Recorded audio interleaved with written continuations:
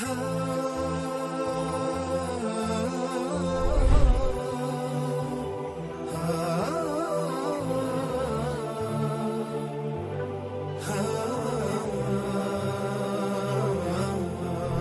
گفتگو کا جو اگلا موضوع ہے، اگلا سیشن، وہ شیڈیول آپ حضرات کے پاس ہے اور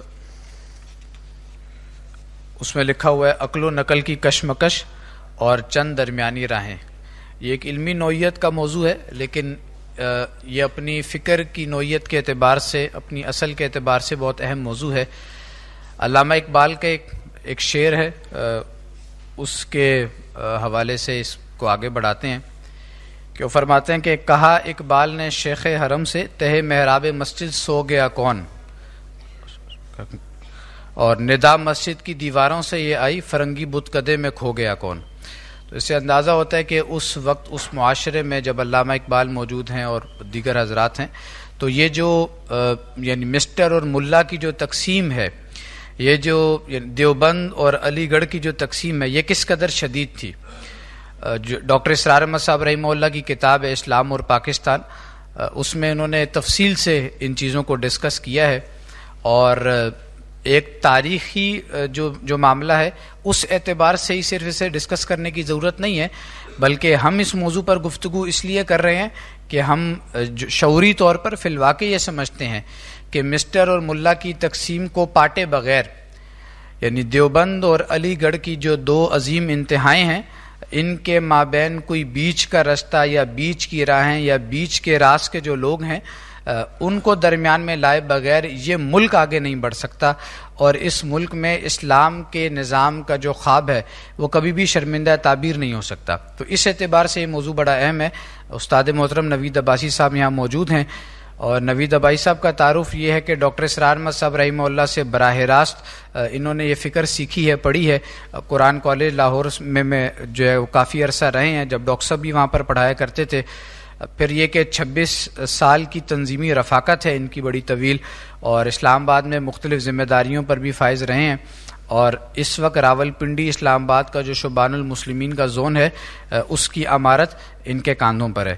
میں ان سے گزارش کروں گا کہ وہ تشریف لائیں اور اس موضوع پر اظہار خیال فرمائیں۔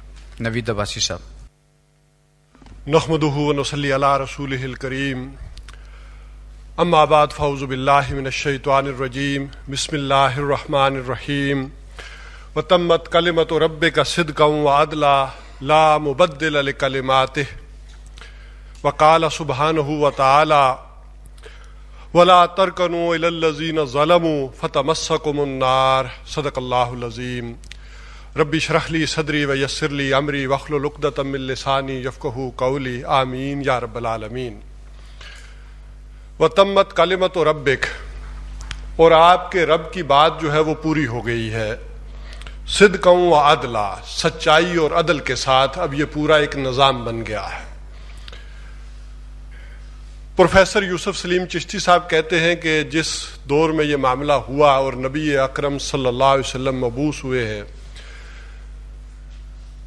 تو اس وقت یہ علم الہدا، جسے اس وقت میں نقل کہوں گا، چونکہ زیادہ تر پڑھے لکھے لوگ بیٹھے ہوئے ہیں اور ہم زیادہ تر واقف اسی نقل سے ہیں جو امتحانی حال میں ہوتی ہے، تو یہ وہ نقل نہیں ہے، یہ اصطلاحاً ہے جو الفاظ استعمال کیے جا رہے ہیں، جو مذہب کی اساس اور بنیاد ہے۔ یعنی اولاً فرشتے کی وساطت سے نبی اکرم صلی اللہ علیہ وسلم کے پاس یہ نقل پہنچی، اور پھر آپ سے نسلاً بعد نسلاً یہ آج ہم تک پہنچی ہے، تو اس اعتبار سے میں اس کو نقل کہہ رہا ہوں۔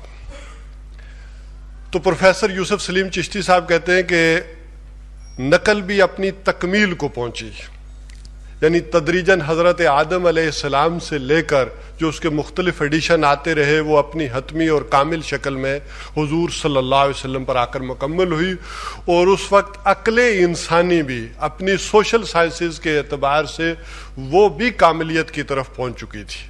یعنی یہ جو وہ ایرا ہے حضور صلی اللہ علیہ وسلم سے 600 برس پہلے کا اور حضرت عیسیٰ علیہ السلام کے وقت کا، اس وقت یہ عقل انسانی بھی اپنے عروج کو پہنچ چکی تھی۔ تو یعنی یہ وہ ٹائم تھا کہ جس میں علم الہدا اور علم الاسماء جو ہے وہ آ کر کمبائن ہوئے ہیں، اور یہ ایک سچائی کے ساتھ اور نظام کے ساتھ جو ہے وہ پوری دنیا کے سامنے معاملہ آیا۔ اب جب کہ یہ سچائی دنیا کے سامنے آ چکی ہے تو کہا گیا کہ اب تمہارا یہ کام نہیں ہے کہ تمہارا جھکاؤ، تمہاری طرفداری ظالموں کے ساتھ ہو، تمہاری سپورٹ اور حمایت ان کے ساتھ ہو۔ اگر ایسا کیا اس کے بعد بھی کہ یہ عملی نمونہ بھی جب تمہارے سامنے آ چکا تو پھر گویا کہ تمہیں چھو کر رہے گی پھر وہ آگ جس کا ہم تم سے وعدہ کر رہے ہیں۔ اللہ تعالیٰ اس سے بچائے۔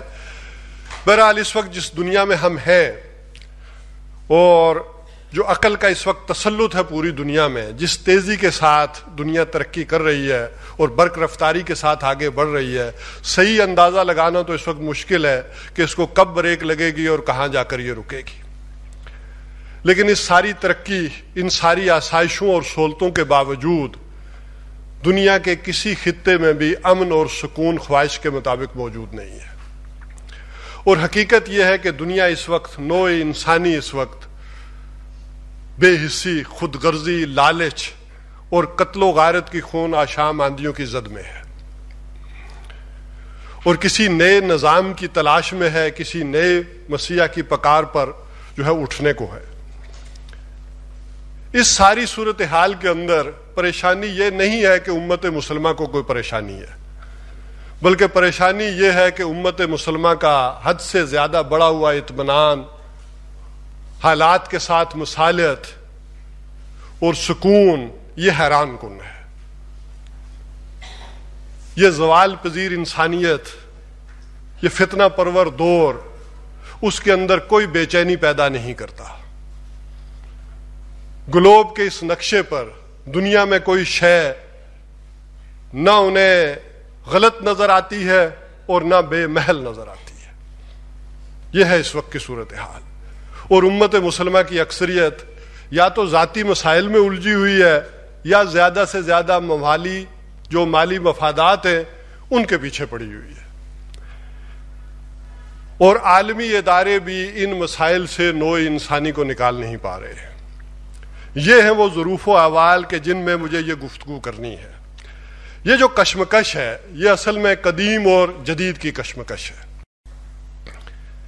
یہ روایت اور جدیدیت کی کشمکش ہے، یہ مدرسے اور سکول کی کشمکش ہے، یہ روح اور جسم کی کشمکش ہے، اسی طرح یہ دنیا اور آخرت کی کشمکش ہے، یہ طبیعات اور ما بعد الطبیعات، یہ اس کی کشمکش ہے۔ اس میں سے ہم سمجھنے چلے ہیں عقل اور نقل کی کشمکش۔ تو جیسا کہ میں نے عرض کیا کہ نقل اپنی اصل کے اعتبار سے، یا مذہب جو ہمارا دین ہے وہ اپنی اصل کے اعتبار سے نقل ہے، جو محمد رسول اللہ صلی اللہ علیہ وسلم پر نازل ہوا اور پھر ہم تک پہنچا۔ لیکن اس کے مخاطب جو ہیں وہ انسان ہیں جو عقل رکھتے ہیں، سمجھ رکھتے ہیں، چاہے سب نہ بھی رکھتے ہوں وہ عقل، لیکن یہ پیروی اسی ذہین عقلیت کی کرتے ہیں کہ جو صاحب عقل لوگ کہلاتے ہیں۔ لہذا ہر دور میں ضرورت رہی ہے کہ نقل کا یہ جو حصہ ماورائی ہے، ما بعد الطبیعاتی ہے، جسے ایمان بالغیب بھی کہیں گے، اس کو عقل کی کسوٹی پر پرکھنے کی کوشش ہوتی رہی ہے، اور یہ ہر دور کی ضرورت بھی رہی ہے۔ یہ انسانی ناگزیر ضرورت ہے۔ یہ ضرورت کیوں ہے پہلے اس کو سمجھ لیں کہ جب ہمارا ایمان ہے بالغیب کے اوپر،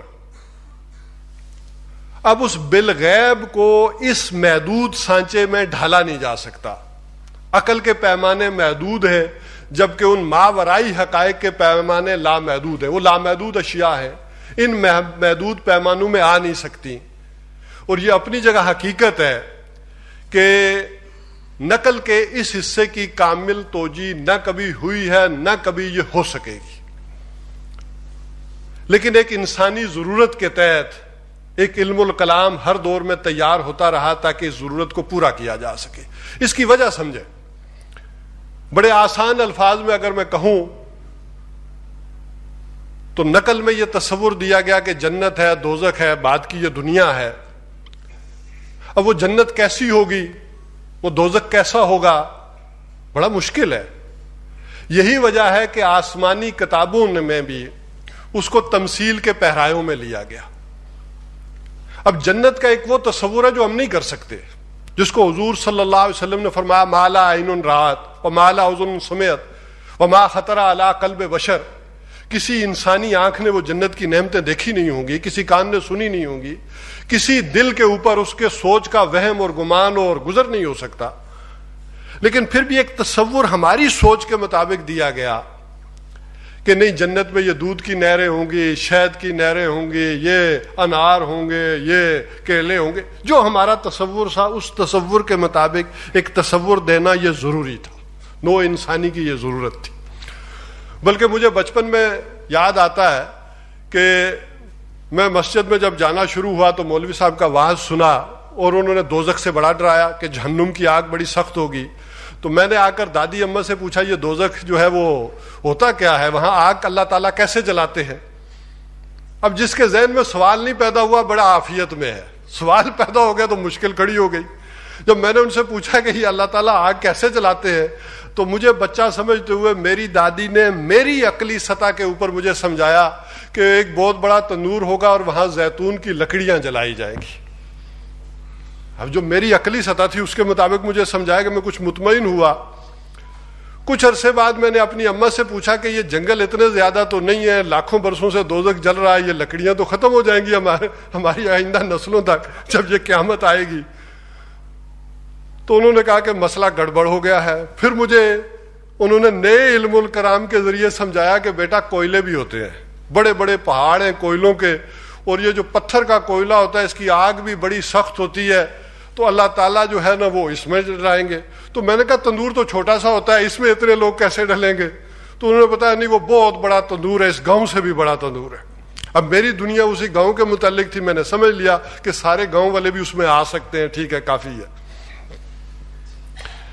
پھر ذرا جب آگے تعلیم حاصل کی تو معلوم ہوا نہیں, یہاں شہروں کے اندر بڑی بڑی الیکٹرک فرنسز بھی ہیں, گیس فرنسز بھی ہیں, بڑے بڑے دوزخ ہیں. پھر جب ذرا سائنس پڑھی تو معلوم ہوا نہیں, ایٹم بمز بھی ہیں. تو ہر دور میں یہ انسانی ضرورت انسانی عقل کے مطابق رہتی ہے کہ ان ماورائی حقائق کو ان عقل کے سانچوں میں ڈالے. اچھا, اس سے کبھی کبھی نقصان بھی ہو جاتا ہے. جب آپ ان کو ان سانچوں میں ڈالنے کی کوشش کرتے ہیں تو بعض اوقات بڑے نقصان ہوتے ہیں, بڑے بلنڈر بھی ہو جاتے ہیں. لیکن انسانی ضرورت ہے, مطمئن کرنا پڑتا ہے. جہاں تک معاملہ ہے صحابہ کرام رضوان اللہ تعالی علیہم اجمعین کا,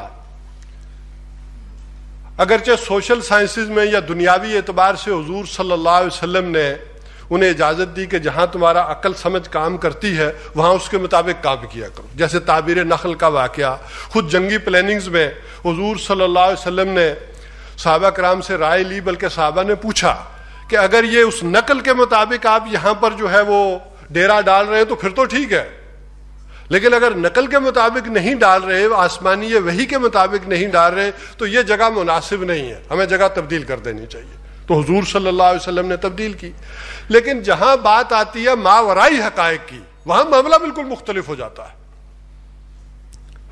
لیکن چونکہ صحابہ کرام رضوان اللہ تعالی علیہم اجمعین کو حضور صلی اللہ علیہ وسلم کی صحبت سے جو ایمان حاصل تھا وہ منفرد نوعیت کا تھا, اس ایمان کا مقابلہ دنیا میں کہیں نہیں کیا جا سکتا. یہی وجہ ہے کہ امت میں فیصلہ ہوا کہ کسی بڑے سے بڑے ولی کامل کا بھی ایمان صحابہ کرام کے ایمان کے برابر نہیں ہو سکتا. لہذا وہاں پر انہیں علم الیقین ہی نہیں بلکہ حق الیقین حاصل تھا, اور وہاں پر عقل کا معاملہ کچھ اس طرح سے تھا کہ بے خطر کود پڑا آتش نمرود میں عشق, عقل ہے میوے تماشائے لبے بام ابھی. لیکن جوں جوں یہ عقل کی آگ ذرا عشق کی آگ ٹھنڈی ہونی شروع ہوئی تو عقل کے کیل و کال کا سلسلہ شروع ہو گیا. ادھر جو ایکسٹینشن ہوئی ہے مسلم سلطنت کی, تو اس کے نتیجے میں یونان کا جو فلسفہ اور منطق آیا تو یہ نزاع جو ہے وہ شروع ہو گیا. اور اس عقل اور نقل کی جو ہے کشمکش نے یا نزاع نے دو صورتیں اختیار کی, ایک معتزلہ کی صورت میں ظاہر ہوئی اور ایک اصحاب ظاہر کی صورت میں. یہ بنو امیہ کے بالکل آخری دور کی بات ہے کہ حسن بصری رحمہ اللہ تابعین میں سے تھے، بہت بڑے عالم اور محدث بھی تھے، صوفی بھی تھے. انہی کے ایک شاگرد نے جب وہ فلسفہ اور منطق پڑھ کر ان پر اعتراضات کیے، واصل بن عطان ہے، اور جب ان کے جوابات سے مطمئن نہیں ہوا تو وہاں سے نکل گیا.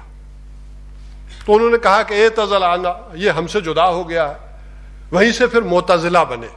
اس نے جا کر اپنی عقل کے نتیجے میں، غور و فکر کے نتیجے میں جو فلسفہ مرتب کیا، جن لوگوں نے ساتھ دیا تو وہ معتزلہ قرار پائے، اور جنہوں نے پھر نقل محض پر اکتفا کیا وہ خوارج قرار پائے. اگرچہ ان کی بھی بڑی دو صورتیں بعد میں برآمد ہوئیں، یعنی عقل خالص کی بنیاد کے اوپر جو فلسفی ابھرے، ابن رشد ہوں، ابو علی سینا ہوں، ابن سینا ہوں، یعقوب کندی ہوں، لیکن ان کا کوئی مذہبی مقام نہیں ہے. اسی طرح دوسری طرف خوارج کی بھی ایک انتہائی صورت، یعنی اصحاب ظاہر کی ایک انتہائی صورت خوارج کی صورت میں بھی ظاہر ہوئی، اور یہ کشمکش جو ہے عقل اور نقل کی یہ عوام کے اندر پھر آئی ہے.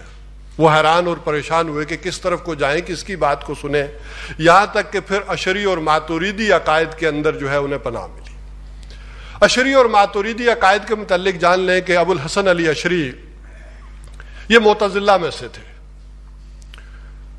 لیکن یہ ساری چیز عقل کے انداز میں انہوں نے وہاں سیکھی، پڑھی اور پھر اس کا جواب دیا، پھر وہاں سے نکلے. لیکن جب نکلے ہیں تو شدت کے ساتھ ذرا زیادہ آگے چلے گئے، تو ابو منصور ماتوریدی علیہ رحمہ نے پھر ان چیزوں کو بیلنس کیا، اور یوں یہ عقائد جو ہے وہ مرتب ہو کر سامنے آئے، اور جو اہل سنت کے عقائد ہیں پھر وہ یہی کہلاتے ہیں. ان میں بعد میں اضافہ بھی ہوتا رہا، جیسے دور بنو عباس میں یہ بحث جب شدت کے ساتھ چھڑی ہے، اور ایک قرآن کا بھی مسئلہ آ گیا کہ خلق قرآن، یہ قرآن مخلوق ہے یا کلام ہے. اب یہ بھی ایک عقل اور نقل کی کشمکش آ گئی. تو پھر باقاعدہ عقائد تحاویہ میں یہ چیز بھی تحریر کر دی گئی کہ ہر آدمی سے یہ بھی پوچھا جائے گا، جیسے کچھ زمانہ پہلے نکاح کے وقت کلمے سنے جاتے تھے، یہ وہ عقائد ہیں جو مرتب ہوئے. تو ان عقائد میں پھر وہ یہ بات بھی پوچھی جاتی تھی کہ اچھا تم جو یہاں بیٹھے ہو بتاؤ کہ قرآن مخلوق ہے یا کلام ہے. لیکن جب بعد میں یہ چیز اسٹیبلش ہو گئی کہ نہیں، یہ مخلوق والا معاملہ ختم ہو گیا ہے، اور قرآن کو اب امت مسلمہ جو ہے وہ اللہ کا کلام مانتی ہے، تو پھر یہ وہاں بات جو ہے وہ ختم. لیکن لکھی ہوئی ابھی بھی موجود ہے. یہ جیسے آپ کہتے ہیں نا یہ کلمے کہاں سے آئے، تو یہ وہی عقائد ہیں جو اس دور میں مرتب ہوئے ہیں. خالص علمی سطح پر یہ نزاع، یہ کشمکش چلتی رہی ہے، یہاں تک کہ پھر امام غزالی، امام ابن تیمیہ، یہ وہ شخصیات ابھریں کہ جنہوں نے ایک طرف اس فلسفہ اور منطق کو سیکھا بھی، اور اسی فلسفے اور منطق کی زبان میں جواب دیا. یہ بات سمجھ لیں کہ یہ جو بھی عقائد مرتب ہوئے تھے یہ اس دور کی فلسفے اور منطق کی اصطلاح میں بیان ہوئے. اس دور کی جو عقلی سطح تھی اس عقلی سطح کے اوپر بیان کیے گئے. یہی وجہ تھی کہ امام ابن تیمیہ نے رد علی المنطقیین لکھی، امام غزالی نے تحافت الفلاسفہ لکھی. ایک طرف انہوں نے اس عقل کے جو مضامین تھے فلسفے کے وہ پڑھے سیکھے، دوسری طرف نقل کو سیکھا اور پھر اس کا جواب دیا. یہ اس وجہ سے کہہ رہا ہوں کہ بالکل یک رخے لوگ اس کام کے لیے مفید نہیں ہیں، نہ اس وقت تھے نہ آج ہوں گے. اچھا، یہ جو موجودہ کشمکش ہے یہ آج سے 250-300 برس پہلے جو ہے وہ پیدا ہوئی، جب یورپ کا فلسفہ اور سائنس جو ہے وہ میدان میں آیا. اب یہ یورپ کا جو نظریہ تھا، اس کا جو فلسفہ اور فکر تھا، اس کی طے میں مادہ پرستی اور الحاد تھا. لہذا اس نے جو ہمارے ہاں دو صورتیں اختیار کی، ان میں ایک کو پریزنٹ کیا سر سید احمد خان نے اور دوسرے کو دیوبند نے. اس بات کو اس طرح سے سمجھ لیں کہ خود سر سید احمد خان بھی غالباً حضرت قاسم نانوتوی علیہ رحمہ کے شاگرد تھے، اور بڑے ہی کٹڑ قسم کے مذہبی آدمی تھے. نماز روزے میں شدت کے ساتھ وہ پابند تھے.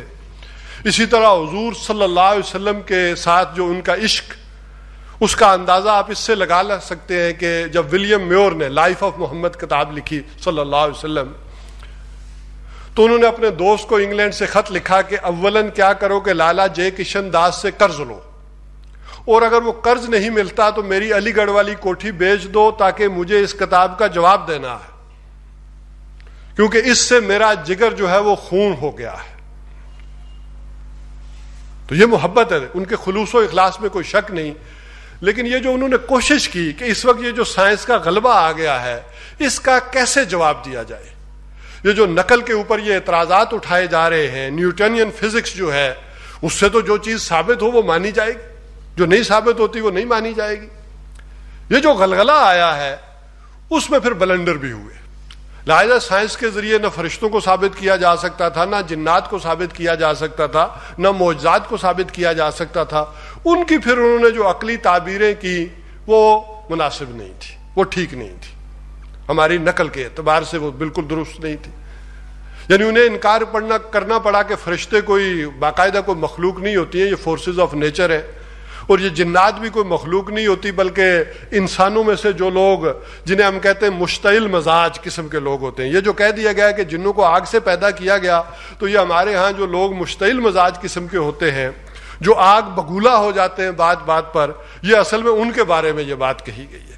تو اس طرح کی تعبیرات سے پھر جو ہے وہ نقل کی جان نکلی، اور یہ ایک مکتبہ فکر جو ہے وہ وجود میں آیا جس میں جسٹس امیر علی، مولوی چراغ دین، یہ سارے کے سارے آپ کہہ لیں کہ اس سارے پلڑے میں بیٹھتے ہیں. دوسری طرف کہا گیا کہ نہیں، ہم نہ انگریزی سیکھیں گے، نہ پڑھیں گے، نہ جدید علوم کی طرف جائیں گے، ہم چھپ کر اصحاب کہف کی طرح جو ہے وہ قال اللہ و قال رسول یہ والا معاملہ ہو کر رہے گا. تو یہ دو مختلف جو ہے متضاد جو ہے نقطۂ نظر یہ وجود میں آ گئے. اچھا، ان دونوں کا ایک ایک پہلو تو بڑا مفید ہے اور ایک ایک پہلو بڑا مایوس کن اور مضر ہے. یعنی علی گڑھ کے مکتبہ فکر کو دیکھیں تو سائنس اور ٹیکنالوجی ہے، اور دوسری طرف اس کا جو مایوس کن پہلو ہے وہ الحاد اور مادہ پرستی ہے.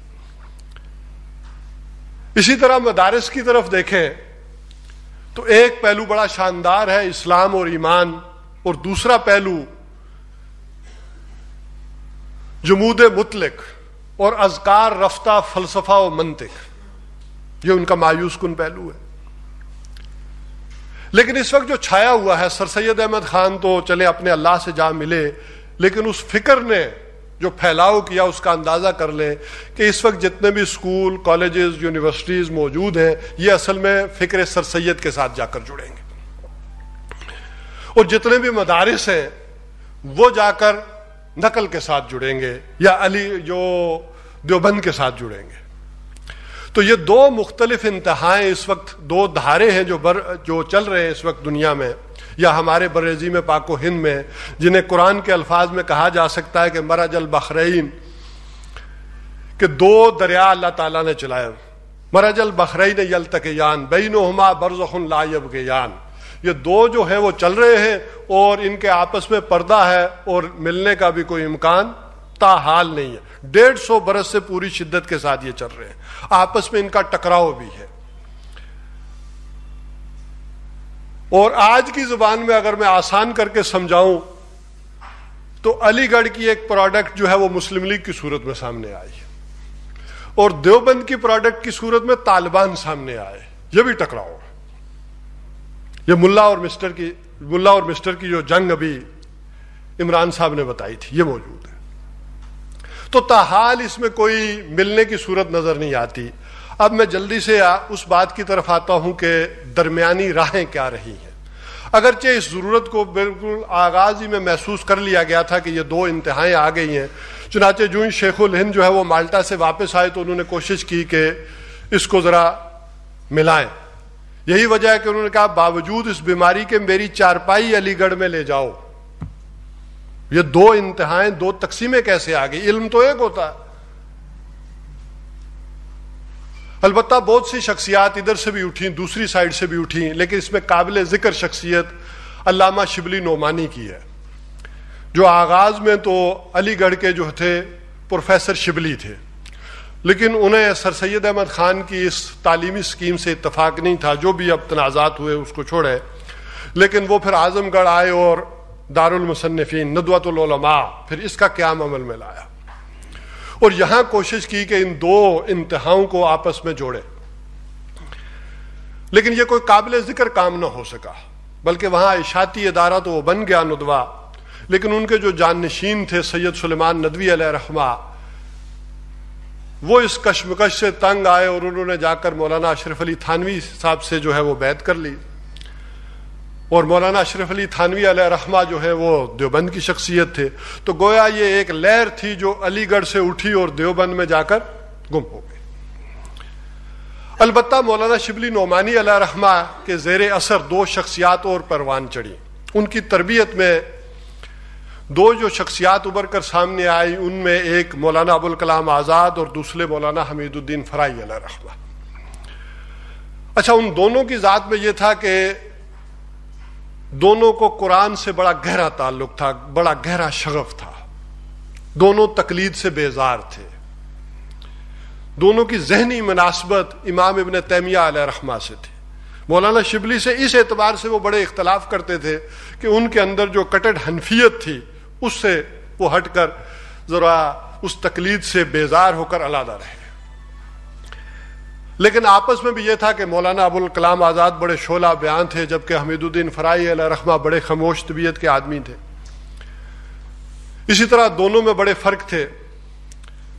مولانا ابوالکلام آزاد نے اس تربیت کے زیر اثر اس خلیج کو جو پاٹنا چاہا اور ایک وقت میں امام الہند بھی قرار پائے، انہوں نے ایک طرف دارالارشاد قائم کیا کہ قرآن کی تعلیم جو ہے وہ قریب لا سکتی ہے لوگوں کو، اور دوسری طرف حزب اللہ قائم کی، لیکن حالات نے ساتھ نہیں دیا۔